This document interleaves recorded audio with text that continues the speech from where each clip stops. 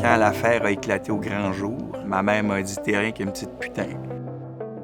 Puis elle m'a sacré une raclée, puis ça a duré de même des mois puis des années. Le lendemain, ce qu'on a fait, on est allé au poste de police de la région. Puis on a déposé une plainte et ça restait là. Ce que j'aurais entendu dire, c'est qu'on aurait dit à la personne de se tenir loin des enfants, mais par contre, il n'y a jamais eu de suivi. Ça fait qu'à partir de là, pour moi, c'est comme s'il n'y a plus rien qui s'est passé. Personne n'en parle. Je garde mon secret.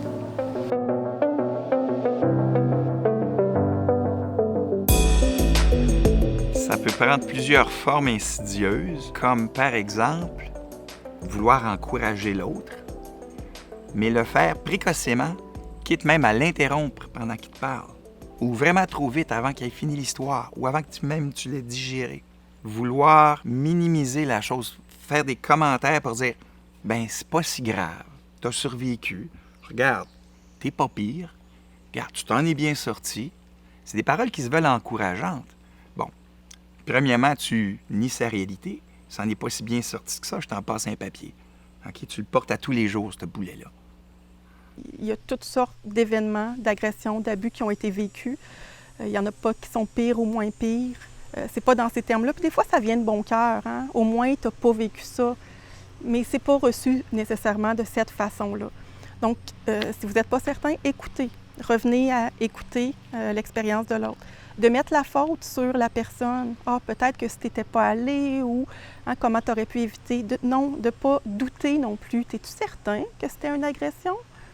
Hein, de ne pas douter de ça. C'est tellement dur parfois d'en parler que de remettre en question le vécu va être particulièrement dommageable. D'éviter le sujet, hein, tout de suite de changer de sujet, c'est non plus pas idéal. D'en parler à d'autres, évidemment, sans la permission, c'est pas souhaitable, de s'assurer et même d'essayer de convaincre la personne de porter plainte. Ça revient à respecter le rythme, mais il y en a qui vont vouloir porter plainte ou aller confronter l'agresseur. Il y en a d'autres pour qui c'est pas ça sa voie du rétablissement. C'est de les accueillir, première des choses, puis de leur confirmer qu'on les croit dans ce qu'ils ont vécu, puis qu'ils ne sont pas responsables de ce qui s'est passé. C'est pas de leur faute. Puis, évidemment, c'est d'être dans l'accueil. Quand je vais être dans l'accueil, c'est de rester présent avec la personne. Poser des questions. Y a-t-il quelque chose que tu aimerais que je fasse? Comment je pourrais t'aider? Puis offrir l'offre d'accompagner la personne. Puis la manière d'être accueilli avec mes frères et ma sœur, c'est comme ça a super bien été. Là. Mais premièrement, ils m'ont cru. Ils ont compris un peu pourquoi j'avais des problèmes de toxicomanie. Ils ont compris que ça a été quelque chose de terrible pour moi. Là, t'sais. Respecter son rythme. Si l'homme a à vous confier un petit bout, puis aujourd'hui c'est ça, c'est correct. Pas besoin non plus d'aller chercher tous les détails de l'agression. S'il veut les ouvrir, on va les accueillir. S'il ne veut pas compter tous les détails, pas besoin non plus d'avoir toutes ces informations-là systématiquement.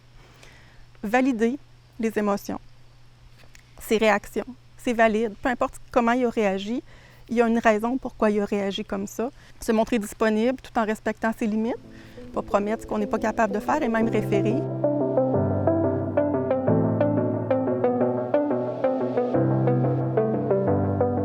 Dans ce qui fait la différence dans la façon dont les hommes vont vivre la problématique, mais aussi le dévoilement, c'est la réponse sociale. Ça peut paraître abstrait à dire parce que oui, les proches, c'est important. Quand un homme dévoile, oui, aussi les professionnels qui écoutent. Mais aussi, comme société, qu'est-ce qu'on fait par rapport à la problématique? D'abord, la reconnaître, parce qu'on en parle encore très peu, malgré la prévalence qui indique la présence de la problématique. Et à partir du moment où on en parle comme société et qu'on fait une place dans les politiques sociales, ça fait en sorte que aussi on fait plus de recherches sur le sujet, on met en place des services et ça envoie le message aussi à la population, il y a des services pour moi, donc ce que j'ai vécu, ça peut être une importance aussi.